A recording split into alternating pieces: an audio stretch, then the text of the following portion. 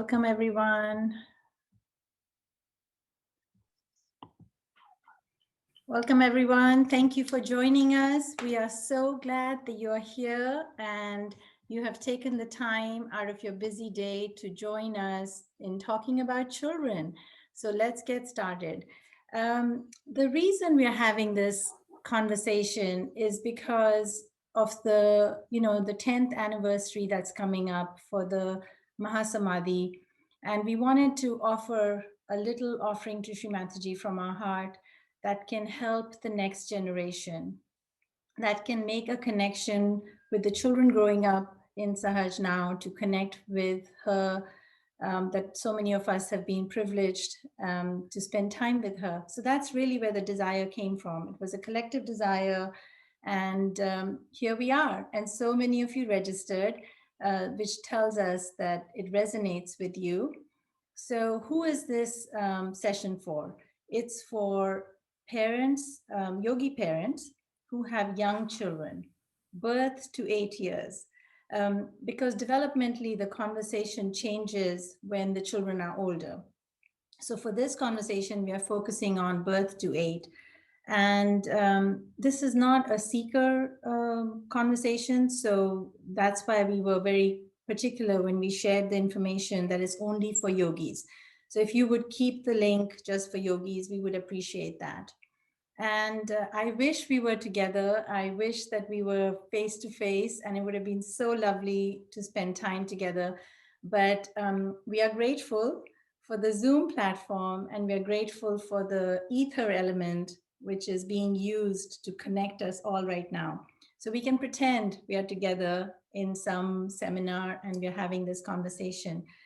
To preserve the bandwidth, we can't allow videos and audios to be on, but you can definitely communicate with us through the chat.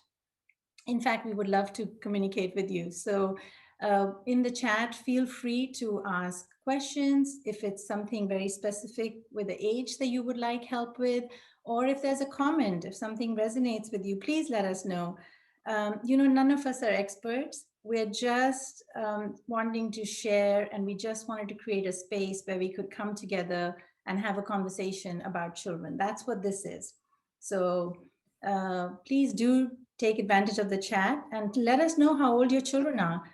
If you would take a minute and let us know how old your children are, how many do you have, and that would be nice to feel like we're connected.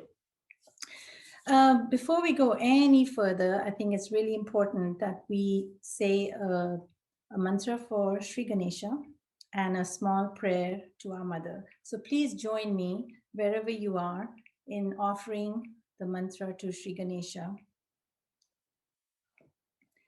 Om Tvameva Sakshat Shri Vakratunda Mahakai Suryakoti Samapprabha Nirvignam Kurume Devam Sarvakaryeshu Sarvada Sakshat Shri Mataji Nirmala Devi Namo Namah. Jai Shri Mataji.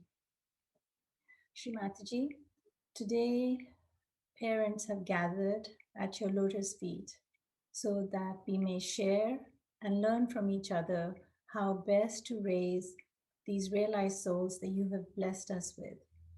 Please use us as your instruments. Please guide our conversation. Please provide the wisdom that we all seek. Thank you, Shri Mataji. So we have 5 friends sharing their perspective today. And I'll start off with me. My name is Prerna. I met Sri Mataji when I was 14 years old, and my husband and I were married by Sri Mataji. We have 2 daughters and 3 grandchildren. And we had many, many opportunities to be close to her, and we're so, so grateful for that. By profession, I am an early childhood consultant, and I'm also a parent coach. I have to say, I'm just so thrilled that we are here having this conversation because I'm absolutely passionate about this topic. So I can't believe this amazing opportunity that we get to do it in a Sahaj platform and to help the families in Sahaj. I also wanted to mention that this session may be an hour and a half, because we did get some questions and we wanted to make sure we weave them in.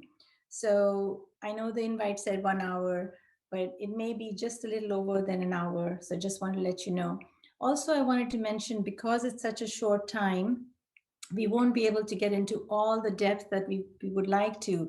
But if there is an interest and if you would like a follow-up session based on some questions, we can certainly consider that. But for right now, we picked a few topics that we wanted to share, and just be with us as long as you can. It is being recorded, by the way. All right, who's next? Who'd like to introduce yourself? Yes. Hi, I'm Chetna, and I am a mother of an 8-year-old daughter. She just turned 8 last week. And by profession, I'm an art director, and I'm also just so thrilled and happy to be here. It's a great pleasure. And Chaitanya, you forgot to mention if you were born and raised in Sahaj. Oh, yes. Sorry. Yes, I was. Both my parents are in Sahaj, and I was born and raised in Sahaj. Welcome, welcome, Chaitanya. All right, who's next? Hello, everyone. This is Sarita. I have been practicing Sahaja Yoga for more than 30 years now. By profession, I'm a scientist in the field of molecular biology, and I have a son who is 4-year-old. Thank you. Welcome, Sarita. Thank you.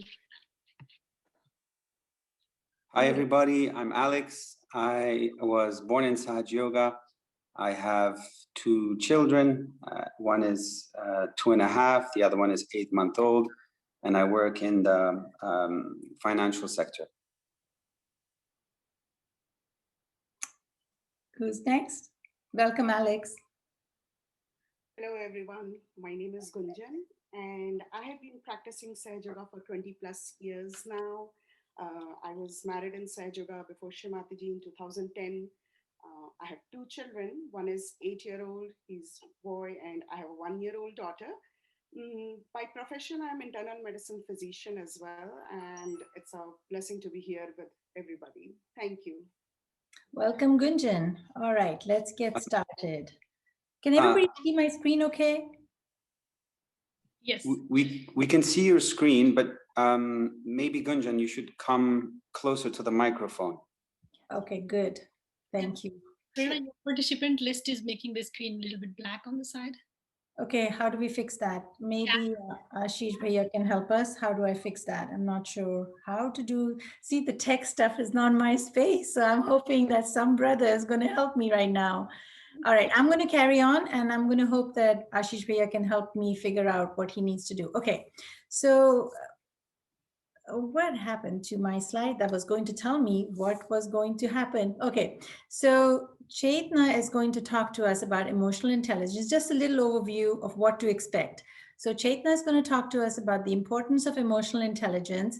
Sarita is going to talk to us about raising children who have good self-esteem and confidence. And I'm going to talk about the importance of attention and focus.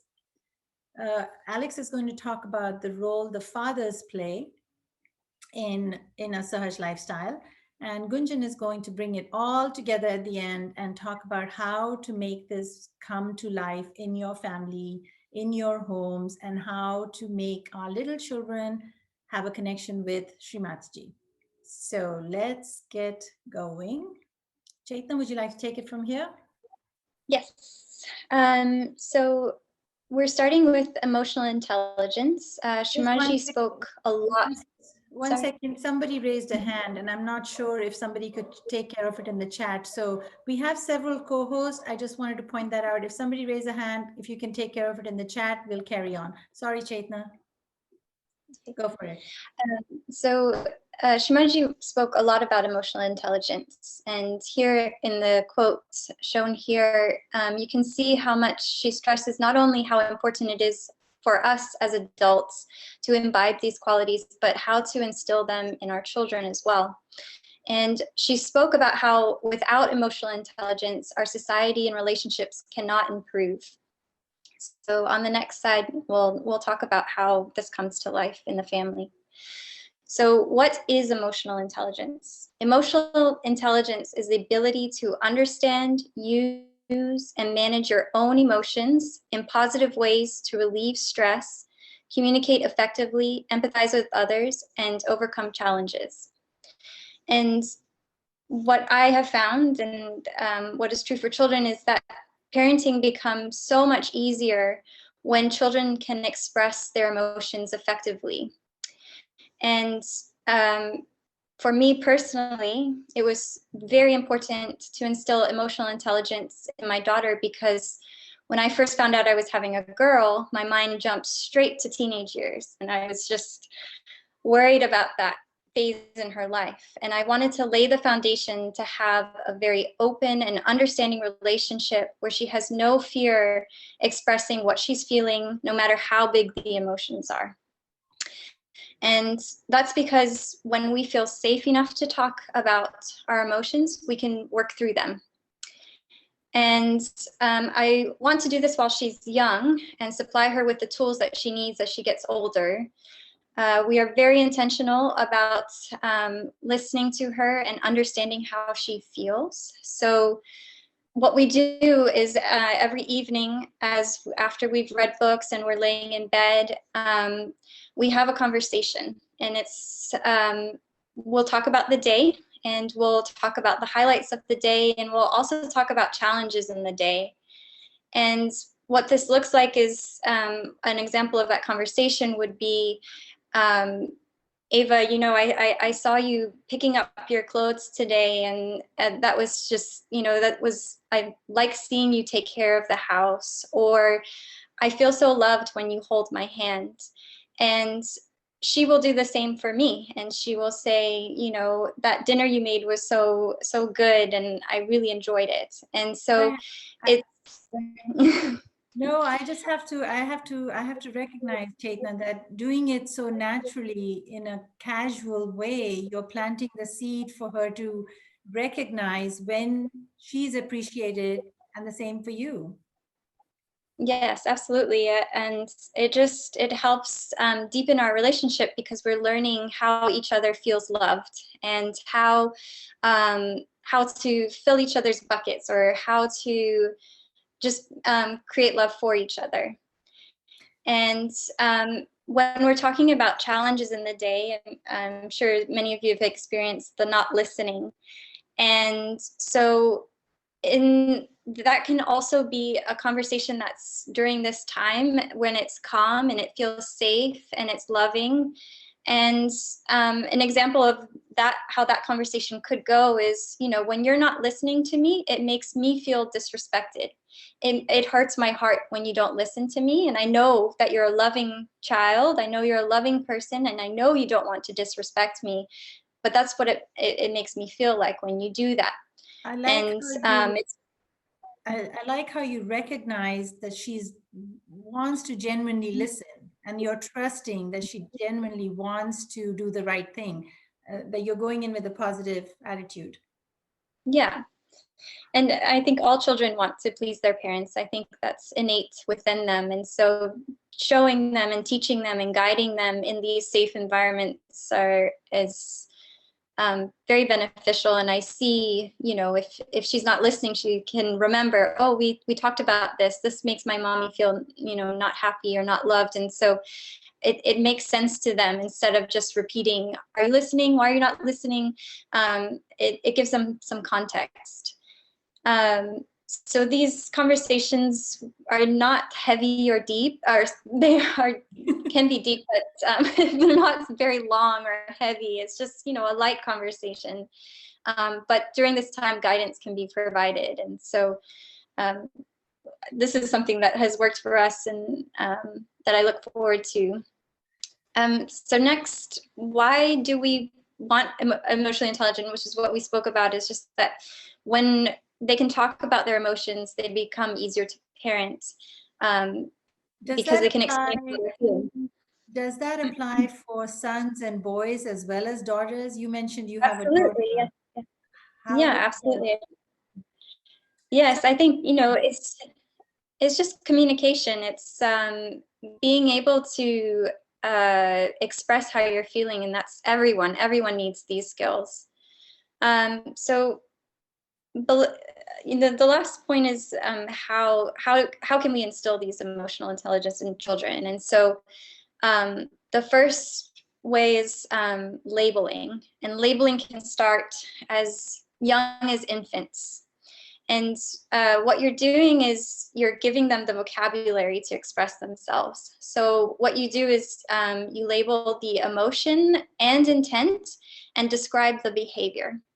So when a child is upset, an example you could say is, I see that you really wanted that thing over there. I see that you're stomping your foot and you can't have that, and your arms are crossed and you're frustrated. I know that's hard, but whatever the reason is, if it's not a safe thing to play with or whatever, but you're saying, I see that you really wanted it. So you're describing the intent, and you're stomping your foot. So you're describing the action that they're taking, and then you're labeling the emotion, so the frustration. And after you identify those things, you could say, when you're ready to talk, I'm here to listen.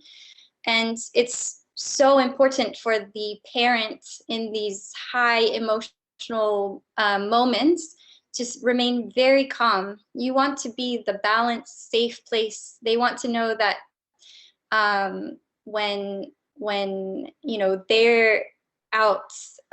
they're having these big emotions, that you'll be there to help them work through them. And when you take this time, it shows them empathy and it shows them respect. And empathy and compassion are actually learned behaviors. They have to be displayed for children to be able to, for them to be learned. That's a really good point. That's a really good point, that, everybody's born with empathy and compassion, but for it to become part of our character, it has to be role modeled. I think that is a really important point that you're making. Yep.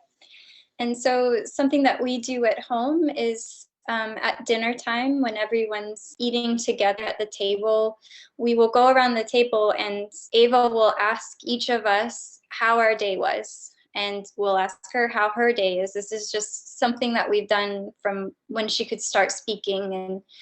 And it shows that it's, not just about them, but it's about everyone sitting at the table. And I think it's important for the parents to not just dismiss it and say, oh, I had a good day, it was, it was fine, but to go into a little bit of description that, I had a nice day. I had a packed lunch that Mom made and it was so delicious. And also talk to the challenges of the day and how you worked through them. So, I'm sorry I'm late for dinner. There was lots of traffic on the way home, but it gave me a chance to listen to this nice music. It's important to show both that, there's really good things and there'll be challenges in life as well, and not to shy away from that. I think that's so key. I think that is so key, that recognizing that we all face challenges and we're not trying to sugarcoat it and pretend it doesn't exist. I think that's a valid point. Yeah. I just want to mention that we are working on the YouTube, so just be patient.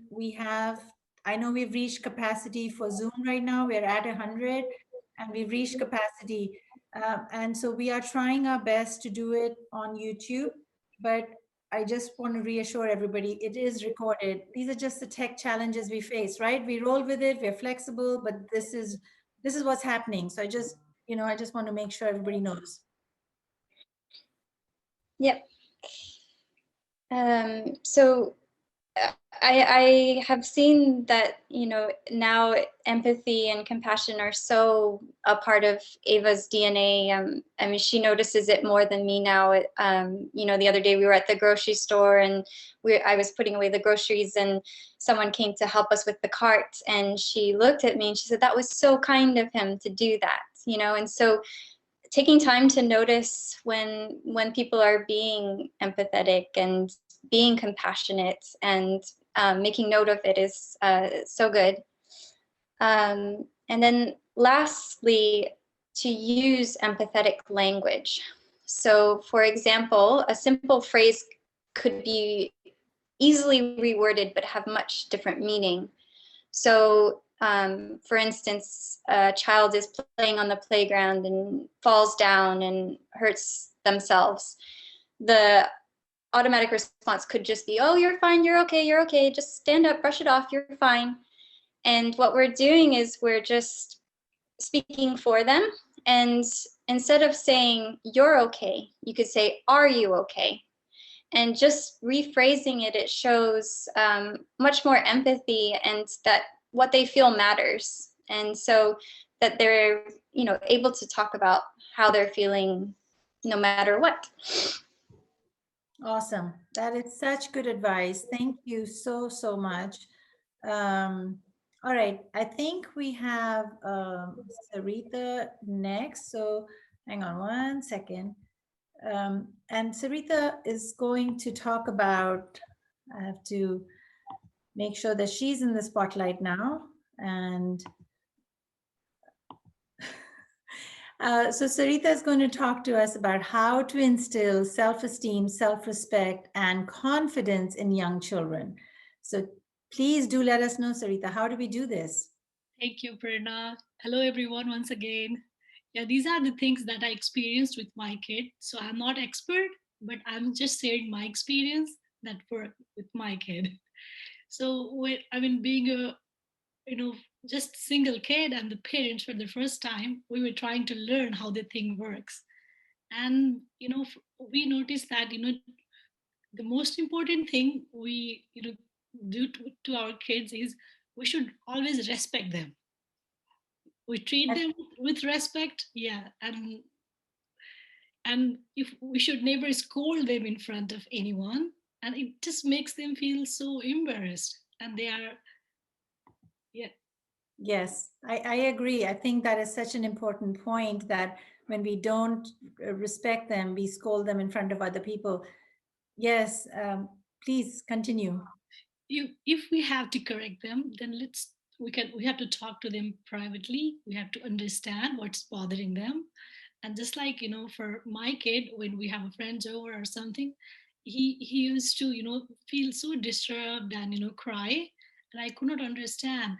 I was like, I was trying to just tell him, why can't you share, or something, what is bothering you? And so I used to discuss everything in front of everyone, but it wasn't working at all. So I started talking to him privately, and so we have a thing like I want to discipline him, but I have to give him a respect. So I started talking to him privately, and then it's helping him. He listens to me and he understands. So talking helps understand each other. I think that's so key, right? It's so key that even as little as he was, even as little as he is, he's able to let you know that I don't feel respected right now. Exactly. So, and if we scold them in front of others, they will feel guilty, and it's not good for their self-esteem. Yes, agreed. I think your point of not talking to them in front of, nagging them all the time and respecting them is so, so key to instill dignity in them. I have to share an example, Sarita. Is it okay if I share an example? Please go ahead. So the other day I was talking to a Sahajogi dad, and he had his little daughter next to him. And I think the daughter is like 2.5 or something like this. And she wanted to sit on the chair where the dad was sitting, where he was talking to me. And she wanted to become part of the conversation. So she very sweetly, in her own words, said, but there's no space, there's no place for me to sit. Like, she's born with dignity. She knows that she deserves a place to sit. And I was really pleased with how the dad was sensitive and said, oh, okay, let's maybe move to the bed so we can all sit together. In that moment, I was reminded that children are born with dignity and they deserve our respect. And when we listen to their voices and we adjust what we're doing, they get the feeling that, okay, I am somebody. Because if I have to grow up and be somebody and I have to grow up and have dignity, but all along, when you're raising me, you keep dismissing me, how can that be dignified when you've dismissed me when I'm little? How can suddenly I have dignity when I grow up? So, Yes, I mean, that is such an important point, Chetna, you just made. That instead of, correcting them all the time, what we should try to do, we should try to put dignity in them. Yeah, yes. if we show them respect and dignity, it will help them in a long run. And another thing I learned was we should never compare our kids with anyone. If we compare, if we think, oh, my kid is the best, it will, feed their ego, and they don't want to do, better. They think I'm the best. And if we compare, if we tell them like, oh, your friend is doing so good, why can't you? Why you are not you doing good? That makes them feel so guilty, and it's not good for their self-esteem. So for our kids, you know we need to always be careful that we respect them, and you know put a dignity in them. Yes, yes, so true. They're born with it, but we have to instill it in the sense we have to respect it. And comparing children really just either creates ego or it creates insecurities. You're so right. Yes, and Srimataji says the kids are like Ganesha. So we have to understand that they are like Sri Ganesha, but they are not Sri Ganesha. We don't Correct. have to worship them, but we just have to preserve their quality. So we have to be very careful. What we don't want to be either put very too much ego in them, or play with their self-esteem. We should always try to put dignity in them. We parents should also be very careful, how we behave, how we are behaving in front of our kids. We should never shout or scold or show our temper, because even if they are very young, they are noticing us. They learn everything, they are watching everything, whatever we do. So we have to be very, very careful how we are behaving in front of them. And to establish as a, to self for the self-esteem, we need to have talk to them, and we need to tell them if they are not feeling confident.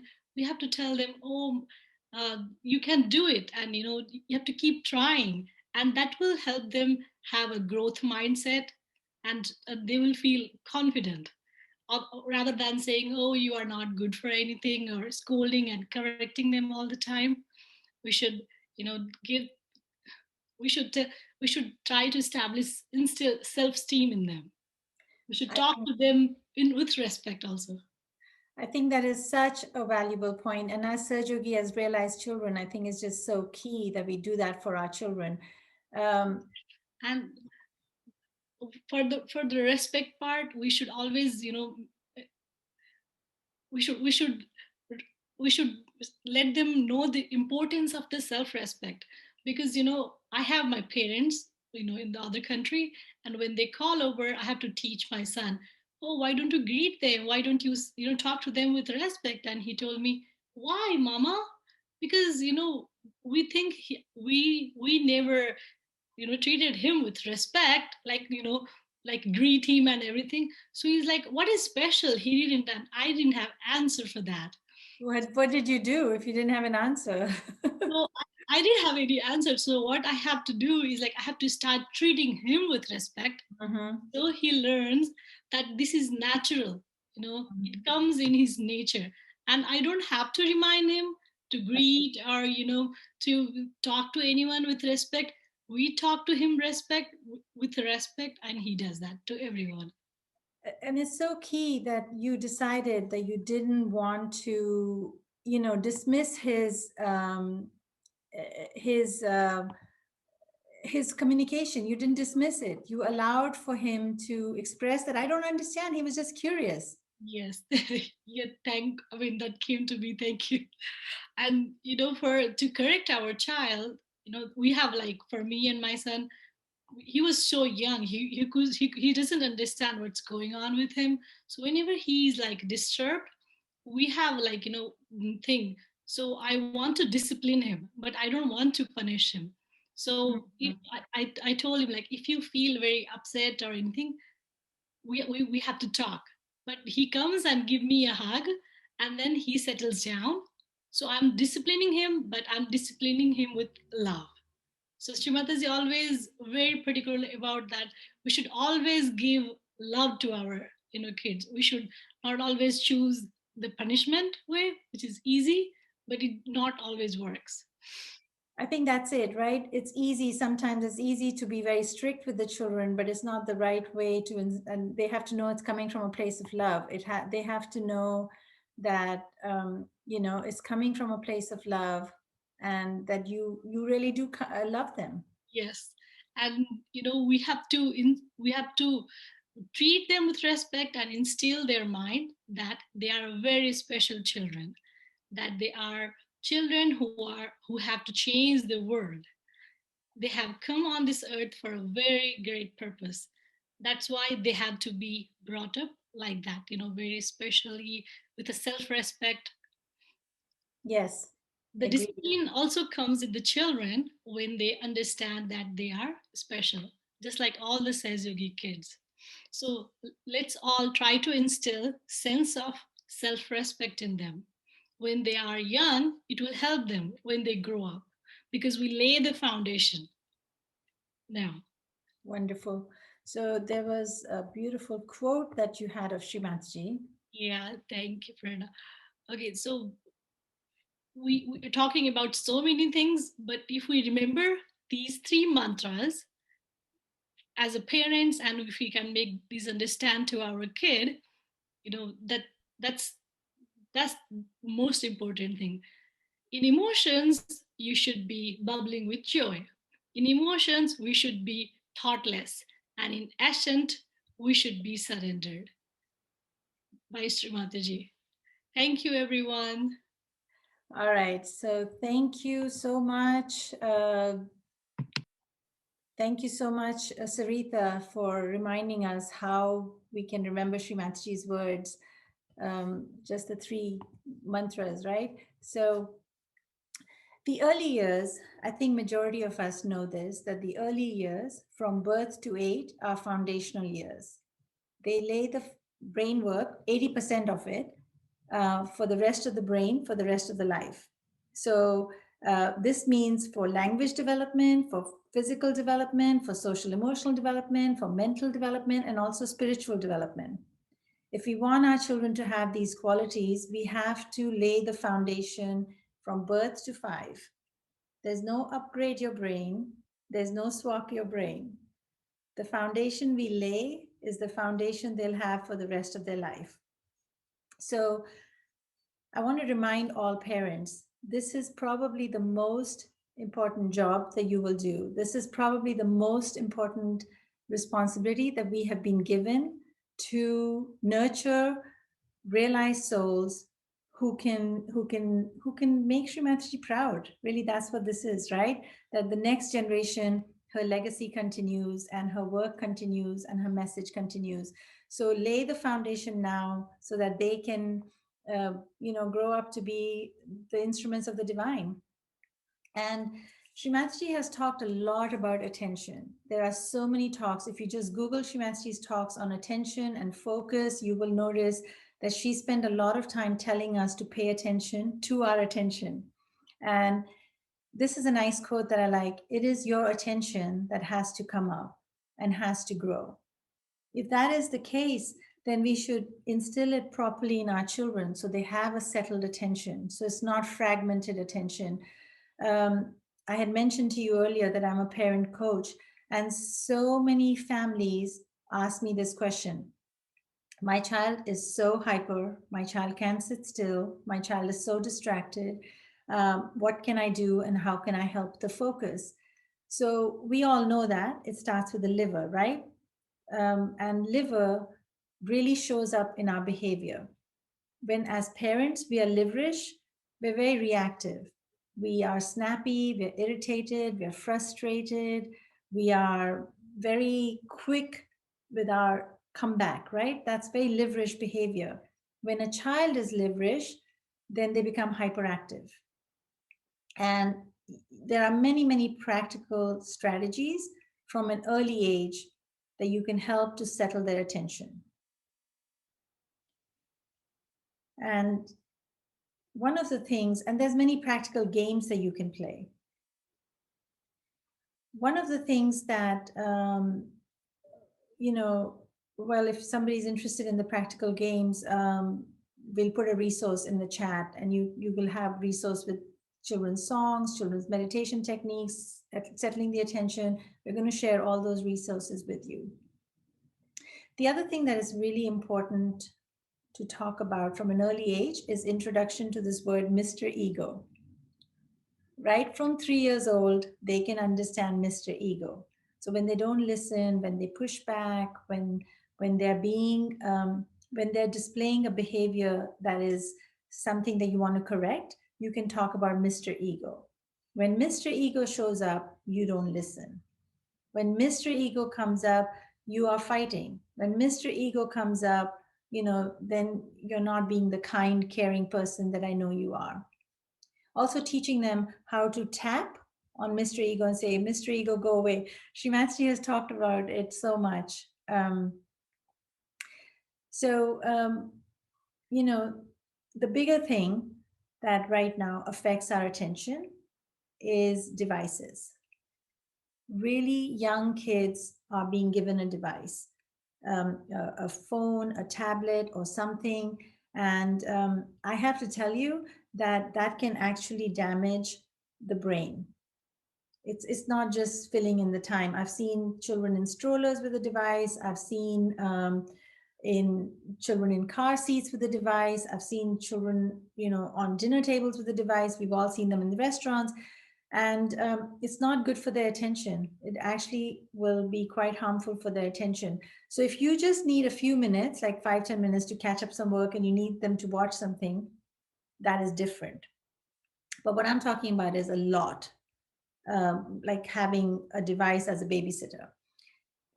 And remember that our brains are fully developed, but the young children, they're going to have all this impact. The other reason why devices don't help, but fine motor things do. So our pincher muscles, so these are our index and our thumb, has a direct nerve that goes from here to the brain. And the attention gets wired right over here. Our focus gets wired right over here. So the more they can do this pincher muscle, picking up an eyedropper, picking up puzzle pieces, putting things in a container, grabbing and pulling things, dumping and filling things, that will activate their brain. That'll help them with their attention and focus. But devices, unfortunately, won't do it.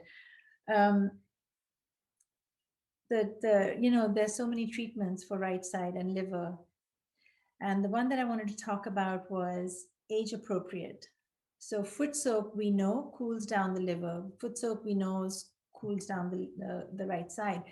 But it has to be age appropriate. So for us, I said, I had mentioned to you, we have grandchildren. So when our grandchildren were little, we would put them in our lap. We would put a towel. I think they were like 8-9 months, and we were putting their feet in and having a foot soak. And of course, there was a splash, and it's okay. It's okay, But as they get older, if they can sit, they can have a foot soak. And if it's okay if they put their hands in it. If you have an 18-month-old or you have a 2-year-old and they're having a foot soak and they're putting their hands in and the water is splashing, don't stress about it. The reason for that is when parents start stressing about, oh, you're not doing it respectfully, you're not doing it properly, what it does is it creates a tension in the child's heart and their brain. And they start associating the parent's reaction to the foot soak or the meditation. They don't understand that, you're trying to help them to do the right thing. But when you start reacting, they start losing interest in meditation or foot soak. So just be pleasantly placed. Let them enjoy the experience of meditation. Let them enjoy the experience of foot soaking. And by the time they're 3.5, they can sit still. They won't play with the water, I promise you. But the earlier they are, and we start correcting them so much, they will lose the joy out of it, and then they'll avoid it, and then we shouldn't be surprised. Yeah, Prerna, I remember you helping us with that. When my son was very young and he was splashing, you said, I was like, it's, what is splashing? And you said, it's okay. And I was like, he will be like that every time. But now he's grown up and he's doing so good. And he loves futsal. Thanks to you. Oh, you're so welcome. This is something we all do, right? We really do need to pay attention to their attention. Diet is another thing. When children have a lot of hyperactive behavior and they're very kind of fragmented attention, then we need to make sure that their diet is more carbohydrate. And ice Auntie, pack. Yes. I'll let you speak about the ice pack, but you were mentioning that there were different activities to develop the quality of attention. Does activities for different ages of the child exist? Do we have that somewhere, a list? Yes, so thank you so much for bringing that up. We are sharing a resource. Gunjan is going to post a document in the chat, which has resources for activities starting from infant age. If we want our children to grow up with settled attention, we need to be intentional about it from an early age. So, for example, when an infant is sitting on a high chair, they can feed themselves. There could be self-help skills happening. They could be putting things in containers and taking it out. They could do simple shape sorters. So, yes. And the other thing I want to mention about this is that it's very normal for 2.5-year-olds to not have settled attention. Is because this is not fully developed. So be patient with them because it's a muscle they're developing. It's just like your arm muscle. You got to develop this muscle. And once it's developed, they will get there. So great. Thank you for asking about that. The ice pack is another thing. Before they go to bed, if they're really hyper, put ice pack on them, introduce them to this concept of this will help you to get all the heat out of you. Nature. Shimatji has talked so much about letting the children play with nature, enjoy the nature. Let them play with mud. Let them get dirty. Don't worry so much about cleanliness. It'll help to build their immune system. I know there was a beautiful quote by Shimatji. Gunjan, did you want to share it? Yes, I can share that. So Shrimati talks about how we can let our children be in the nature and enjoy, and we don't have to be overly protective about all those things. And she talks about immunity. So I'm going to state that quote here. Thank you, Prerna. Overprotected children are very dangerously placed because they have no immunity for anything. Imagine in that country where we have all kinds of parasites living. Still, we exist better because we have immunity to so many things. That's how people become very weak health wise. If all the time children are shut, they become selfish. They become very weak and short sighted. Open them out. Oh, that's so beautiful. Thank you for reminding us. Shimatsu gave us so much instruction and so much wisdom.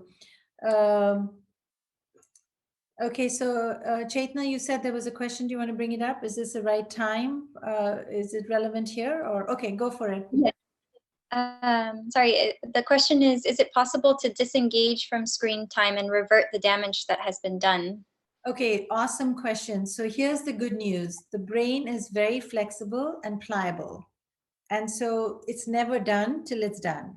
You always have a chance to rewire, and you always have a chance to create new habits, and you have a chance to help the healthy brain to develop like it should. The neuron connections happens, but I don't want anybody to feel nervous and scared like, oh my God, it's too late. It's never too late. As long as we're living, there's hope. So yes, but you have to be intentional about it. You have to put your family on a diet for technology. You have to really decide that as a family, this is important to you. Any other questions, or should I keep going? We're good. Thank you for asking the questions. We have to, keep it relevant. So yes, I appreciate the questions coming in. And I'm going to hand this over to I think this is the next one. Yeah, this is Alex's turn. So Alex, please help us to recognize the important role that fathers have. Hi again, everybody. I'm having some internet problems, so I think it's just simpler not to have the video sharing option on. So the father's perspective, it's quite a journey when the child is born. My children are, as I said, 2 years and a bit and 8-month-old. So I haven't had as much experience as many of the people on the chat, but certainly from the very beginning, actually from 24 weeks, the child is able to recognize voices in the womb and is stimulated by the sound of the father's voice. And scientific research, has proven that. But it is also a time where fathers tend to feel perhaps a little bit less capable of contributing. And as time goes by, they find a bigger role for themselves. But it is important from the very beginning to develop a strong foundation with your child.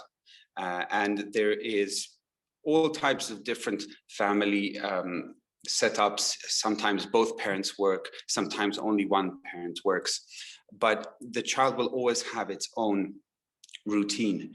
And as a father, if you can find a place that you find comfortable slotting into that routine, sometimes even having a discussion to say, well, why don't you let me do this? Or why don't you let me do that? Because sometimes, or maybe just out of habit, the mother might naturally or instinctively be doing all the types of works that usually need to be done for the child to be put to bed, for example, which is usually around the time that the father comes back from work. So we need to, as fathers, it's important to be there to support the mother and trying to identify something that we can do during the routine, massaging the child, taking a little time to sing to your child or speak to your child while you massage your child, and some things that can certainly be done if we are unable to see the children in the morning or in the evening because we're working a lot and very late, or there's a long commute. We can look at the weekend and see what opportunities there are in the weekend to carve out some deliberate time, going on walks with the children, reading to the children at night.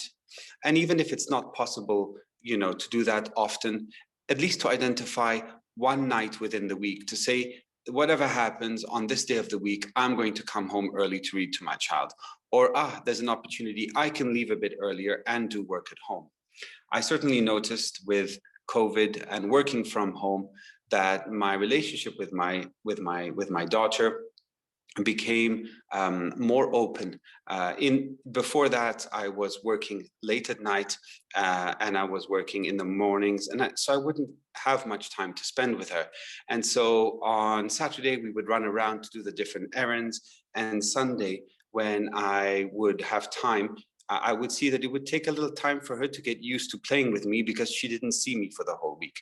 So trying to find spaces and opportunities to give the child our attention is something which is very important and certainly helps to create a good foundation. There's a lot of scientific. Alex, yeah. I just wanted to stop you for a minute because I think that's such a valid point that you're raising, that you have to be intentional about wanting to create a relationship. And I think you offered some very practical strategies of how you can assist mom. And I'm really happy to hear that you can see a difference between your relationship with your daughter, who's even just 2, that when you're intentional, it shows up. Yes, and the father's involvement from at least the first months after birth promotes a better language development and better cognitive skills among toddlers and young children. This is the research which confirms this. And so it really shows that, the child needs both parents, even if in the beginning, the mother tends to play the main role. The next 2 things I'd like to speak about are recognition and obedience. If security is the blessing that the mother gives to the child, recognition is what the father can bestow upon the child. And so the sense of being recognized and validated comes from the father and the relationship that the child has with the father. And for us to understand our children through that perspective, but also through their development and the different stages they're going through, allows us to contribute and provide that blessing of recognition on the child when the child is seeking it. My daughter went to a play ball class, and she came home and she took a little stool, and she was jumping off that stool, but she couldn't jump with both feet at the same time. She had to practice it a lot. And that surprised me, because I thought anyone could jump off a stool with 2 feet and land on 2 feet. Nope. It seemed like something. Nope, it's a developmental stage. Yes, exactly. And so she kept on practicing it. And at some point, 2 or 3 days later, she came running into the room with her stool to show me what she was doing and that she could do it. So I was working in my computer, and I had a couple of things to do. I put my phone out of my hand, I put my keyboard to the side, I turned around, I got off my chair, and I looked at her and I said, well, show me. And she did it, and I expressed that I was proud of her, and it was very good that she was doing, and I liked that she was determined, and that she was able to achieve what she was seeking to achieve. So recognition and giving that sense of that validation to the children is very important. And that is one of the strong roles that the father can play. Using words such as, I'm proud of you, is how that translates concretely. And always to make sure that when your child is calling for your attention, we cannot be at the beck and call of our children. That's not the way that life works. They don't run the show, of course, but we need to be sensitive to their needs and to when they may be seeking what they really require from us. And in that moment, it's important that they know that they are the center of our world, at least for that moment. And therefore, if we can speak to our children without our phone in our hands, without writing a message at the same time, it's really an important thing. The next top. Second, Alex, yeah. 1 second, Alex. I think there's a good question in the chat. Sarita's gonna let us know. Yeah, one of the parents have a question like, any advice on shaping behavior for a strong-willed, ego-oriented, misunderstood, as stubborn or OCD child in not getting frustrated in everyday experience of life other than Sahaj treatments, so much so for parents' attitude? So I think, Auntie Prerna, this is a question for you, very much for you. So what I would propose maybe is that I finish the presentation speaking the last point about obedience, and then I hand the floor back to you to answer that question. Yes. Okay. All right. So the last thing I wanted to speak about is obedience. And when we were growing up, going to Sahaj schools, and sometimes having the fortunate blessing of meeting Shrimati and speaking to her, perhaps at an India tour, or when she came to Rome, ashram, to speak to us, and even when she visited our school in Switzerland, Shrimati almost always spoke about the quality of obedience.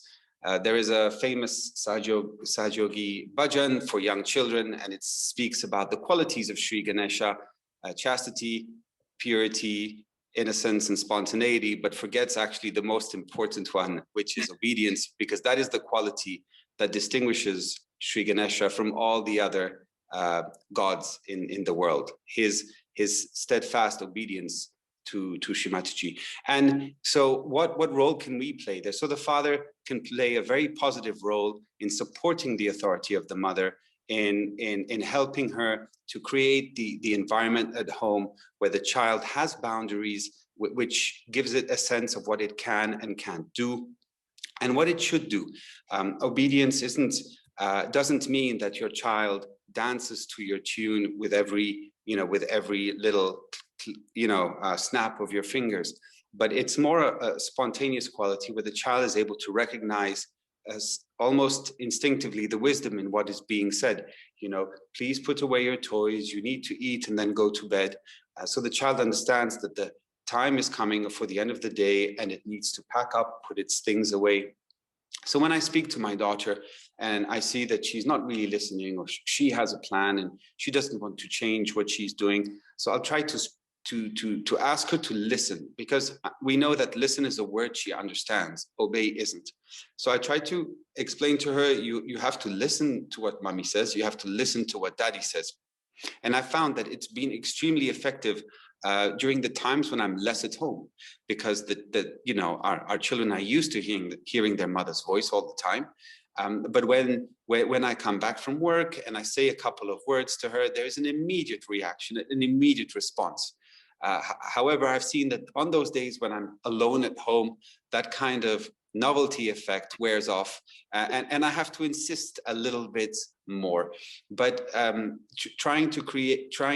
helping the mother and creating those boundaries and speaking with one firm but loving voice is so important to helping develop that quality of obedience in the children.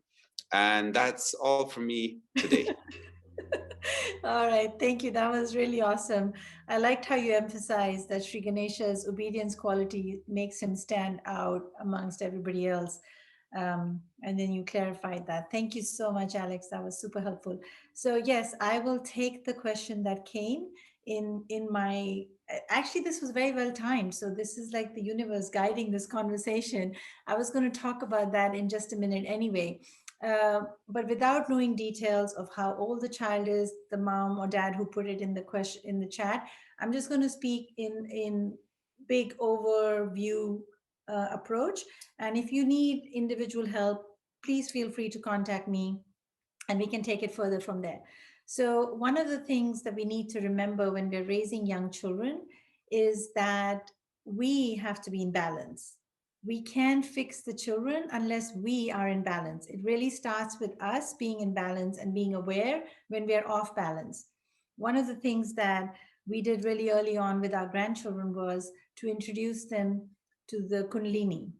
And the way we did it, age appropriate, was explain to them that the Kundalini energy inside us is magical. But you have to be very still if you want her to rise. She doesn't rise if you're distracted and you're looking around. So this is around 5 years old. You can start having this conversation. So settle down. So this beautiful, magical energy inside you can rise. And children love this word, magical, and that it's got some special powers in it. And the more we can raise the Kundalini of our children, the more we can help them to become balanced, the more inside nurturing can happen. We have everything we need inside us. So awaken that, work on them, work on ourselves. And Gunjan is going to spend a whole lot of time on that. So I'm not going to spend too long with that. The other thing we need to remember is children by nature live in the present moment. And we have to join them there. So that means not spending so much time cleaning, cooking, dishes, this, that. I can tell you from a grandmother's perspective, I've been married now for 37 years, and I wish if I could go back in time, I would spend more time with my daughters when they were little, because I was so worried about cleaning and cooking and this and that. Guess what? All of that is still there, but the girls are grown and they have their own kids now. So show up for your children, play with them. This is what's going to give them the childhood memories, not how clean your house was. And again, there's a lot of talk that Shimashi has given on the Griha Lakshmi quality, that we run a beautiful home, but it's more important that we are present for our children. So the next point is where I think it corresponds to the question that came in. If a child is strong-willed, obstinate, how to manage this child. I would say our parenting style has to be firm, loving, and kind. Firm because you don't want the ego to develop. Firm because they need to know boundaries. Firm because they need to know, that there's a consequence. So you can't raise children without a consequence. But if it comes from a loving way, if it is done kindly, and they know that you genuinely want to help them, correct them, they will respond. So if we are not firm with them, we will end up with children with massive egos who are manipulative, cunning, and very sneaky. Those are all qualities of the ego. So, these children who are given to us, like Sarita said, they have qualities of Sri Ganesha, but they're not Sri Ganesha. We don't need to worship them, but we need to raise them in a responsible manner. That there's limits, there's boundaries, but it's always coming from a place of love and understanding. Um, so I hope that makes sense. And the next thing, the person in the chat, the parent in the chat said that their child is strong-willed. Well, that's a characteristic, right? So we are blessed with the children that we're blessed with. They are blessed with the parents that they're blessed with. That wasn't a mistake. God had a plan. Then they combined us with the right parents and the right children. That was all part of the plan. Our job is not to break that spirit. Our job is to nurture that spirit. So children have different characteristics. They have, you could be strong-willed, you could be curious, you could be creative, you could be confident, you could be shy, you could be all of these things. Whatever the characteristic of the child is, that's who we are blessed with. Our job is to nurture that spirit of that child, but nourish the brain. Treat them as capable, intelligent, give them the respect, expect them to behave a certain way, but not in a dictatorial way, because then you'll be using a right vishuddhi and you'll be giving them an insecure heart. So, egoless, full of love, but our job is to be the parents. We have to guide them. Auntie, coming to the point of the frustration in the child, and when the child begins to behave in that way, it's maybe because as parents we have failed to pick up on the small cues of our children. Dismissing something that was important to the child without realizing it, not listening to the child. So the child feels that it isn't heard, it isn't able to communicate effectively, or that what it's communicating isn't being received. And then that begins to create a frustration which may not show up immediately, but may lead to behaviors such as not listening, being quite obstinate and stubborn in wanting to do just one thing and not the other. So there's so much to learn about children, and it's I was very surprised when, for example, my wife told me that depending on the cry of the baby, she could tell if the baby was tired or if the baby was hungry. Never in a million years would I have ever noticed a change or a difference in the cry. But one of the challenges, of course, that we have is that we are so solicited by the needs of our time and of our society. It's a complete luxury for one of the parents to be at home, and so maybe we don't spend that much time with our children, and therefore, that's how life is. That's how life is for many of us. But maybe we just need to be a little more deliberate in trying to understand what our child is trying to communicate to us at that moment, so that we can meet our child's needs and reduce the frustration and the type of behaviors that are displayed to provoke the parents, in order to get the parents' attention, in order to try and challenge the parents. So Alex, you brought up such an amazing point, and I just wanted to add to that absolutely 100%, if the child's needs are not met, they will find ways to communicate. That's a natural human need. And so I just wanted to add to that as human beings, we have an emotional brain. And part of the emotional brain is to want to be seen, heard, loved, accepted, valued. I'll say it again, they're all emotions. Every human being, including a newborn baby, wants to be heard, seen, loved, accepted, and valued. When if even one of these needs is not met, there will be a communication. Behavior is a form of communication. And so when their needs are not met, when they don't feel seen and heard, they will act out 100%. So acting out behavior is a relationship seeking need. And so I'm so happy that you brought that up and reminded us to, include that. Um, Yes, yes. And parenting is the hardest job we will do, but being present when we can and showing up when we can, and learning from our mistakes, but also really understanding your child's perspective. What is it you're trying to say to me? So thank you for bringing that up. All right, I'm going to keep going. And this is the last part that I wanted to make. Our connection with Srimataji, again, it's layering on what I just said. We want to have these children who will listen and who will be shining stars and be successful in life, but it starts with us. And so, we know that Srimataji is in our heart, but what does that look like in our real life? Personally, for me, I talk to Srimataji all day long. I tell her everything that I'm going to do that day, where I'm going to go, what I'm going to do. And I find it comforting when I talk to Srimataji because I feel like she's part of me. She's listening to me and she's close to me. So we can teach that to our children. That is not just a prayer, it's not just out there. There's a direct connection. She's with us. Gratitude prayer is another thing that we've done with our children and our grandchildren. At the end of the day, before they go to bed, saying things like, "Thank you, Srimataji, for this beautiful day." And the child labels things that they were happy about. Even at 2, they have words. Even at 2.5, they can be thankful for something. Even at 5, they can be thankful for something. So gratitude prayer, really making a connection that we are so thankful to Shimatsji for whatever loveliness that day brought. We had the sun, we played. I'm grateful that we're all together, right? So it's that simple. And bandhans. So Srimatji taught us that as Saj Yogis, bandhans are like walkie-talkies to God. Of course, we don't want to abuse that, but letting our children know that there's a connection. I'll tell you a little short story and then I'll wrap up. So our granddaughter lost her earring.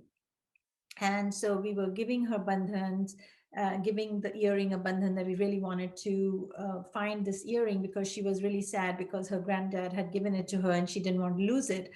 And so as she was doing this, I told her to slow down. I said, but doing it like this is not the point. We have to believe in this. We have to do it with our full heart and we have to slow down. And we really have to pray to Shimaji so that the bandhan would work.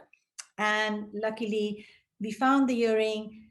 But what had happened was we had taken a picture of hers in one spot of the house with the earring on and another spot of the house when the earring was not there.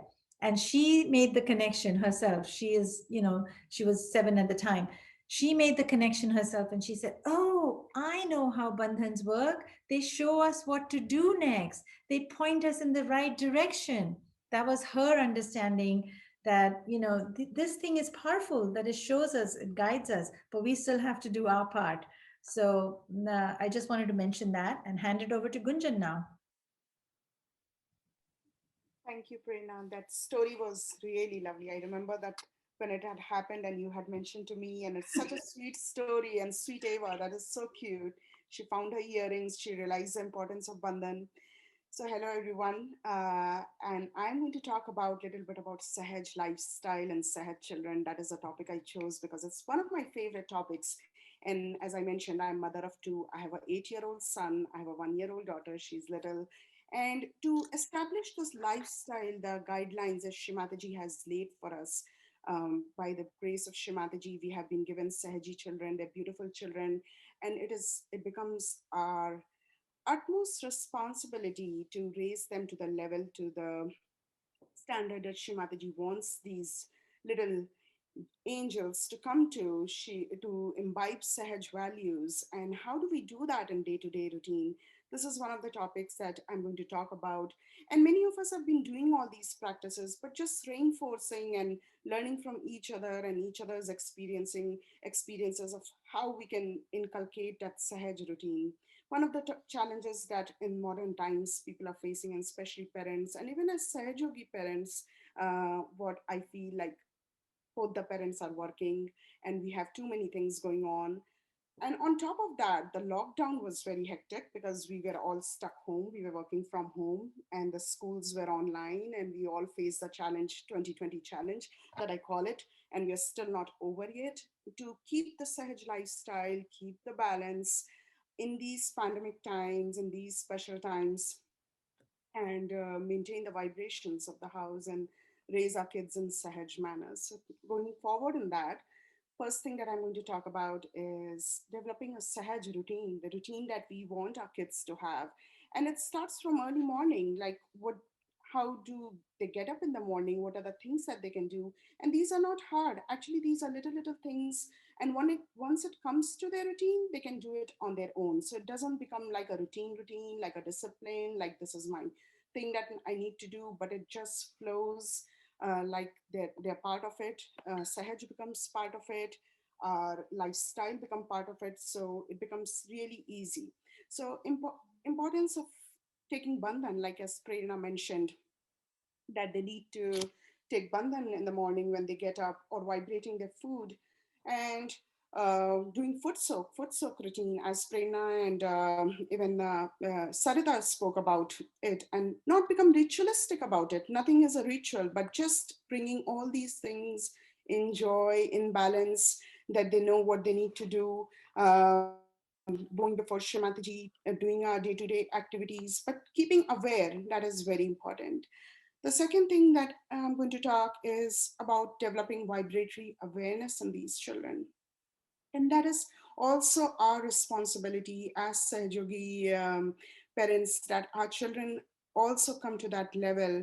And that can start very early on. I didn't realize that myself, but I felt like these children, some of them are born realized, but they're so sensitive and they are so angelic.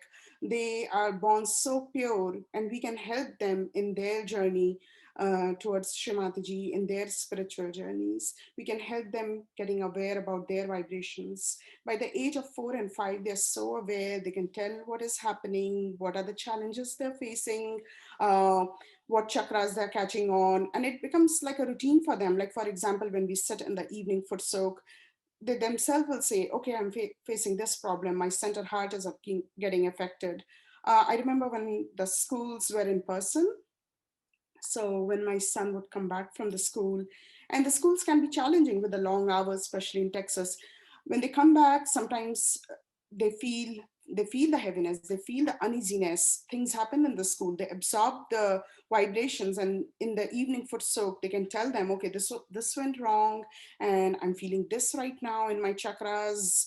Feeling a little insecure, or I'm not able to stop my thoughts because I'm keeping thinking about the day, what has happened, and some things might be pleasant and some things might not be pleasant, so affecting their chakras and all the kinds of experiences they're having. So helping them clear them out, like they themselves can do foot soak, but we can help them clear by doing candling, by doing Sahaj methods. We need not talk about it in detail, but all of us as Sahajogi parents know about candling them, keeping their chakras clean, and helping them establish the Sahaj routine in this manner that they can keep the vibrations clean. Yeah. And the next slide. Sure, just 1 second. Yeah, and the third topic that I was going to talk is about importance of collectivity, and that is also one of the important topics. Give me 1 second. I think I have. Okay, so importance of collectivity. Collectivity obviously helps these children to clear out, and they get to establish their connection with uncles and aunties, and to everybody around them. So we allow these children to participate in collective activities, and as Shrimataji has mentioned, that these are collective children. Collectivity is their nature, we just have to nurture it.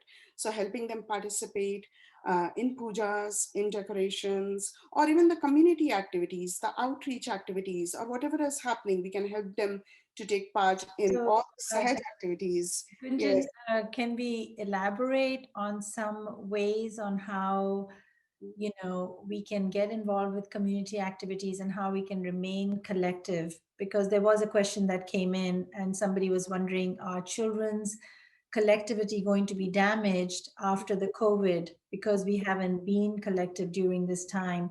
Um, would you like to speak on that? Or I know Chaitna wanted to speak on it earlier, but either one of you, if you could add to that, please.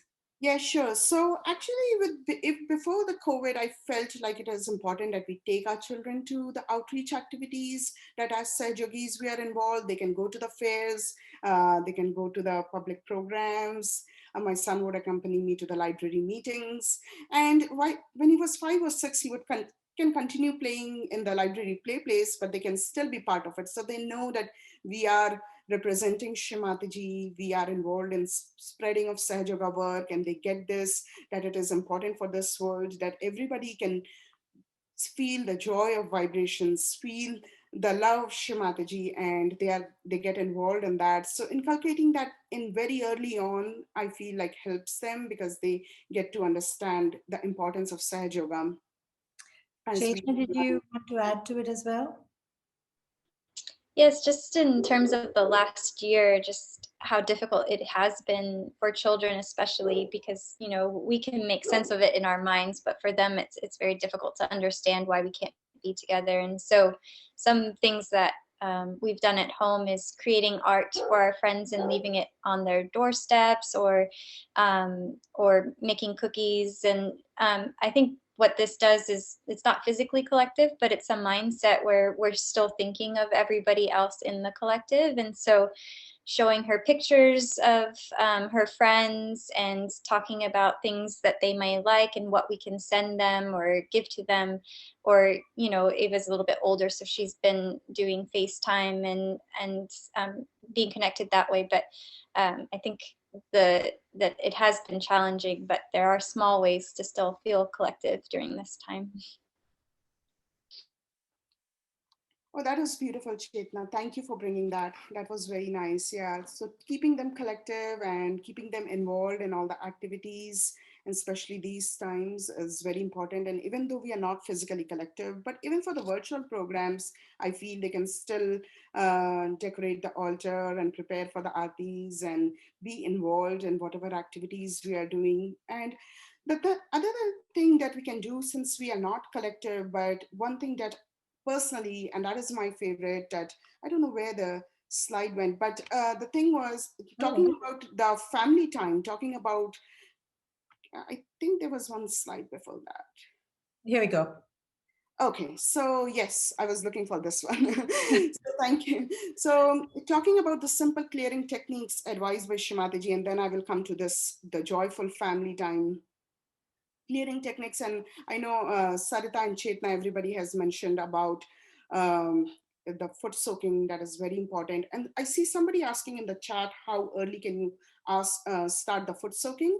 I would say as early as they can set, like even by 1 year, 9, 10 months, you can start as early as they can. They would splash the water, as Prerna mentioned, but we don't have to worry about it. We don't have to worry about that part, but we can just let them get into that routine. And once they start doing it every day, it becomes quite easy for them to bring that into the routine. So using ice pack once they are going to bed, and if they feel like, my son would sometimes say, okay, I'm feeling a lot of thoughts coming, Mom, I cannot go to sleep. I feel that I'm being bombarded with the thoughts. So ice pack helps. Like we can give them ice pack, they can keep the ice pack before going to bed. And all our Sahaj treatments, as Shrimataji has advised, like lemon treatment, keeping the lemon under their pillow. Sometimes if they are having too many nightmares, bad dreams, just keeping a vibrated lemon can help. And as parents, we have to be aware about our chakras, because if we are introspective, we can see what is going on with us. And children absorb what is happening with us, and especially on few chakras, as Srimataji has mentioned, that the Nabi and back agya, that affects them if we are not ourselves clear as parents. So very important that we help them in their chakras by keeping ourselves clear and clear the vibrations of the home, keeping the vibrations of our home beautiful, keeping surrender to Srimataji, and good lifestyle, healthy relationship between mom and dad.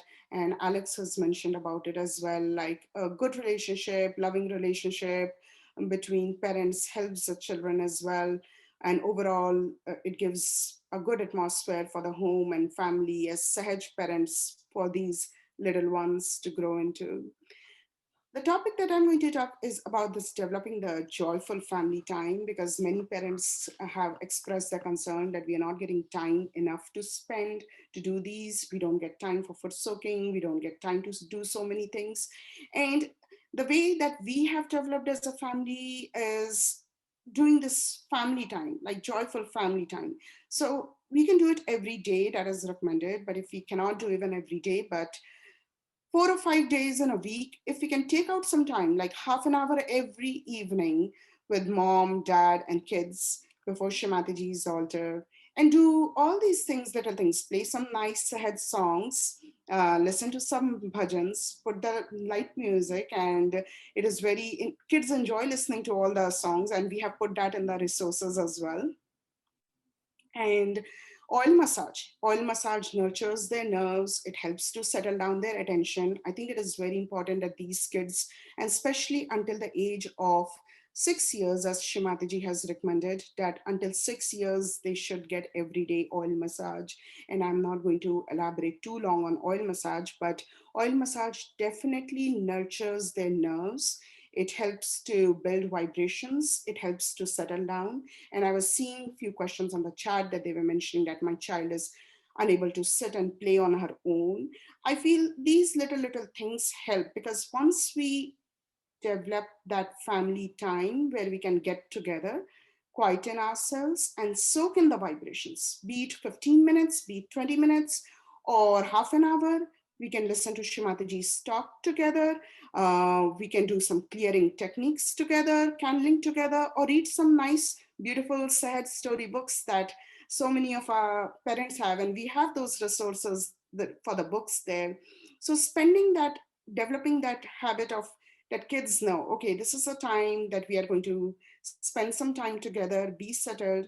And even in, my son was in Kanajohari for 9 months, and they would enjoy this watching movies on Realized Soul. So sometimes on the weekend, let's just do a little movie time, like watch a little movie, and the kids in Kanajohari would love to do that.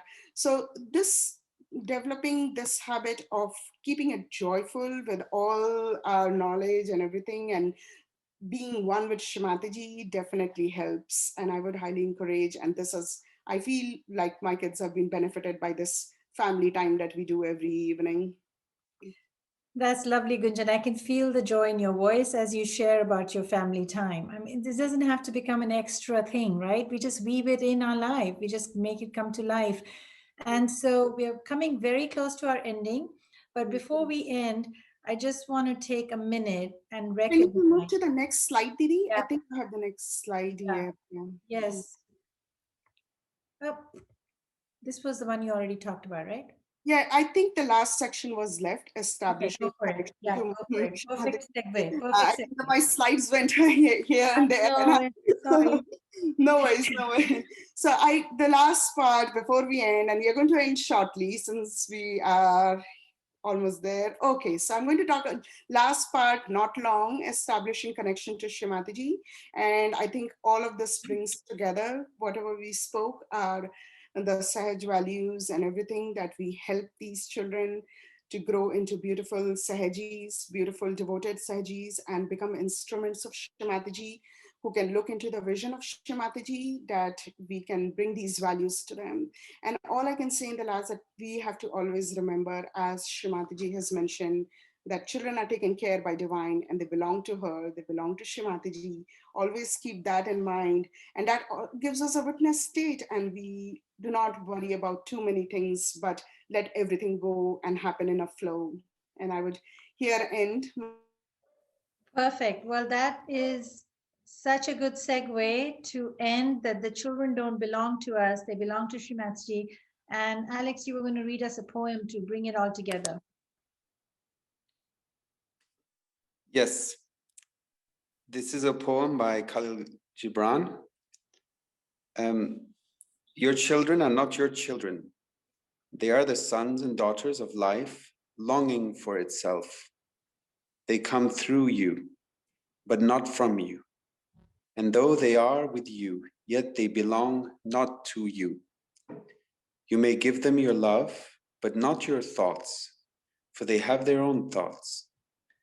You may house their bodies, but not their souls, for their souls dwell in the house of tomorrow, which you cannot visit, not even in your dreams. You may strive to be like them, but seek not to make them like you.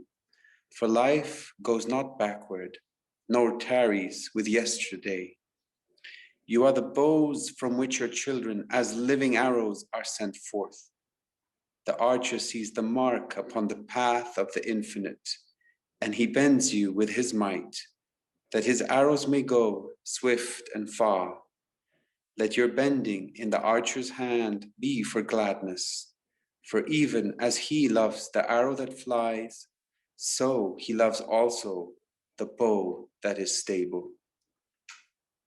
So beautiful, right? There are no words left after this. This brings it all together, that we've been given this important responsibility to raise children that Srimati would be proud of, share her legacy, share her message to the next generation.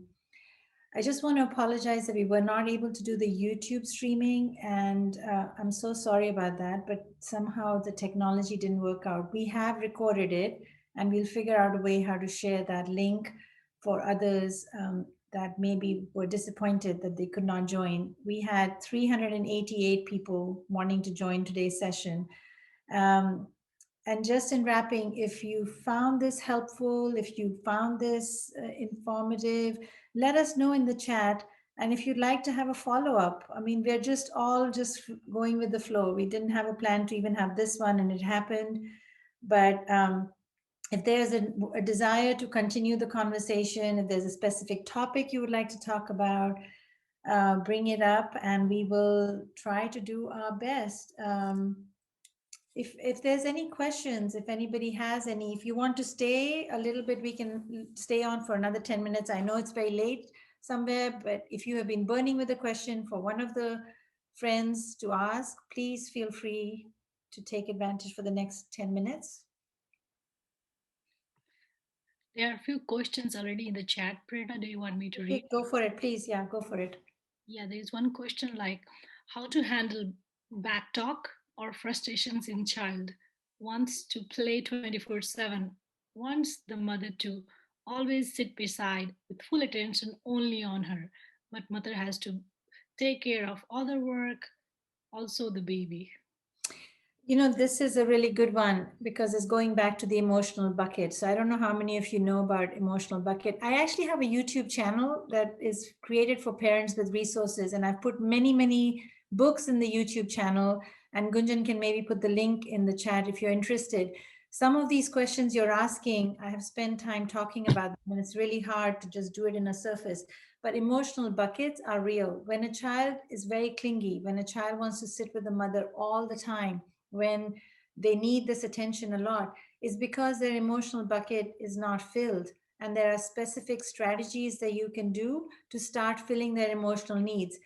Sometimes mothers and fathers say, I'm at home with them all the time. Why is the emotional bucket not filled? It's because it's a need, right? And if that need is not met, you could be physically present, but if you're mentally somewhere else, that emotional need is not being met. So some of that is part of that, what's happening. What was the other question, Sarita? How do you teach a 3-year-old to play on her own for some time so the mother needs time for other work? Again, Chaitna, do you want to take that one? Since you had a 3-year-old who wouldn't want to play by herself, do you want to take that one? Oh, it's been too long ago. I don't remember the solution, but I think it is. I mean, I think you have a nice trick of the 9 minutes. I forget what the. Okay, thank you for the reminding. Okay, so yes, the 9-minute trick. But I want to just say it's developmental, right? It is developmental that a 3-year-old doesn't want to be by themselves. So there's nothing wrong with your child. But here's a 9-minute trick. Thank you, Chaitna, for reminding my brain because I forget all this. 9-minute is 3 minutes in the morning when they first wake up. Be fully present. If you go to wake them up from their bed, give them a hug, make an eye contact, tickle, play, whatever it is, connect. 3 minutes. That's it. 3 minutes in the afternoon when they wake up from a nap or siesta or they come back from school. Be fully present, play a little game, do something, connect in that. And then 3 minutes at night when they go to bed. 9 minutes can start filling the emotional bucket intentionally, and you will see the results right away. Like, that is powerful. These 9 minutes are secret genius. So there is, thank you, Prerna. There is another question which says, till what age kids should be sleeping with parents? At what age they will be confident to sleep alone to have a balanced anahata? What age is the child that they're not sleeping alone? No, Does they don't say. we just ask? You know, I, sorry, Alex, go ahead. no, I answered that question. There's a lot of, Perfect. Shimalaji spoke quite a bit about this. And generally the child should not sleep in the bed with the parents, but in the same room as the parents. At a very, very young age, if the child is made to sleep on its own, Shimalaji says that this can lead to, the death in the cot. So the child should be in the room with the parents. And in different speeches, Shimalaji has set different ages. In one speech, she said up to 2 years old. And in another speech, she said up until 5 years old. Yeah, I think, based on your children, 2.5, 3 is a good age to transition. But Alex is exactly right. When the infant is there, the crib should be in the room, but not sleeping in the same bed, because you will exchange vibrations if you're in the same bed, and you'll be absorbing and the children will be clearing you out. So they need to be in their own space, and they actually sleep better when they're in their own space. Parents can sleep better too. Another question, or? Prerna, this is especially for you. It says, Jai Shri Mataji, Prerna, my 2.5-year-old daughter doesn't let my wife and I talk. She gets frustrated and then hits herself. I Yeah. understand she wants to be a part of our conversation and we do include her, but it is not possible to include her in every conversation we do. How do we handle this situation? Right. So you start with filling her emotional bucket, but then you give the guidance and you give the boundaries. This is mommy and daddy's time to talk. You're going to have to wait your turn. Introduce the word patience. Patience is a great word to teach children. You have to wait your turn. Okay, I want you to count to 5. Count your fingers. You're going to wait and then go back to I can see you. I can hear you. So acknowledge the child, because sometimes children interrupt when they feel invisible. So they keep going, mommy, mommy, mommy, daddy, daddy. So acknowledge the child. I see you, I hear you, but mommy and daddy are talking. You have to wait. You have to wait. But then don't make them wait forever. They're little. So after 5-10 minutes, talk to them. And then so slowly you build the stamina to wait more. But acknowledge it first that I know you want to talk to us, but you have to wait. Everywhere they go, they have to wait for their turn. Even in schools, It's so hard. Waiting is so hard. I can teach you one game. Actually, patience is a very good game that you can also, it's a skill you have to develop. If you have a bell at home, like a ghanti that you would have on your altar, play a game in your family to pass the bell, but you have to wait for the bell to come to you. You can reach. And this, by the way, 2.5, 3-year-olds can join the family game. And patience is a skill that we have to develop. Patience is a quality that we have to show. And when you're being patient, you can say, I'm being patient. I'm waiting for the dinner to cook. I'm being patient. The water is not boiling. Use the word patience in your vocabulary. It's a good word. yeah, it helped me. Yeah, I have to teach my kid the patience. Like, Yeah. yeah, it helped. It's very hard. It's very hard. Even adults cannot be patient. So think about the little ones. Yeah, there's another question like how to manage if father is not a Sahajogi but supports us doing Sahajoga. How should we deal with the child in this case? I think Alex talked about Sahaj and non-Sahaj both life, like, how to dedicate your time, help moms and, continue. Do you want to talk more about it, Prerna? Anybody else want to add to it? I don't want to just be hogging the whole time, but does anybody want to add value to that? I'm the one who is not married in Sahajoga. So Okay, so talk yeah, about it. I mean, I continued, even I was not married, it was hard. I continued to practice yoga, do my foot soak and do my routine. And my husband respects and he follows that. Now I have a kid and, I continue to do my routine and he helps. He does meditation with us. He does the foot soak with us. Even, in some cases, if the, father is not ready, but if we stick to our schedule and do the, foot talk and meditation, kids connect to it and they love, they want to do.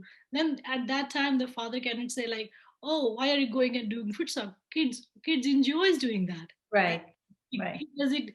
He wants to do the meditation and foot talk with me all the time. So So I think, Sarita, you raised a really good point. You were very clear in your mind that you wanted to continue regardless.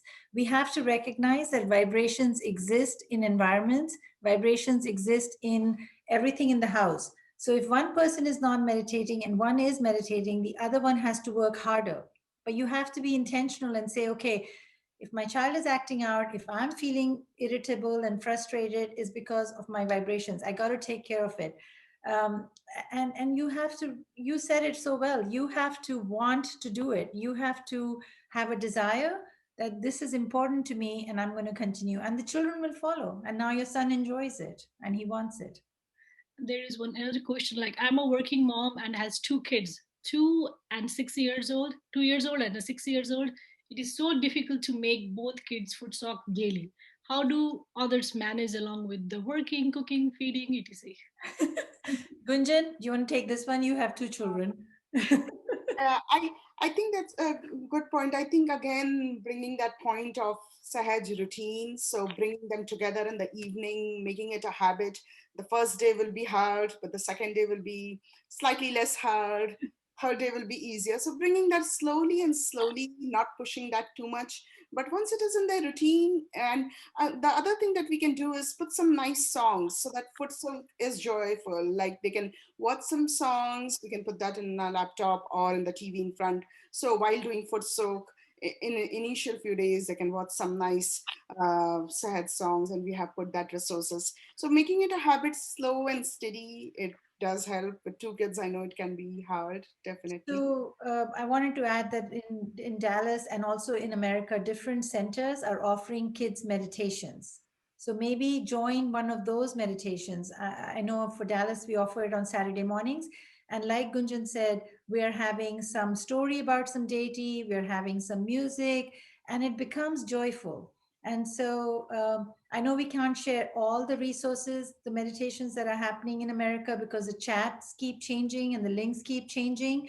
But we would love to let people know that there are options. If you can't do it on your own, join a kids meditation. Gunjan, isn't there something happening that kids foot soak together every Yes. day in So there America? is a foot soak every day happening Monday to Friday at 4:30 p.m. Central Time. And Gisela from Michigan, she's here with us today. And but the chat link changes every day. Feel free to let me know if you would like to be added to the group, and I will communicate with Gisela to add every kid. That helps actually. My son helps 4:30 p.m. It will be 5:30 p.m. Eastern Time, but Monday to Friday, half an hour. It's a wonderful format. We can do that.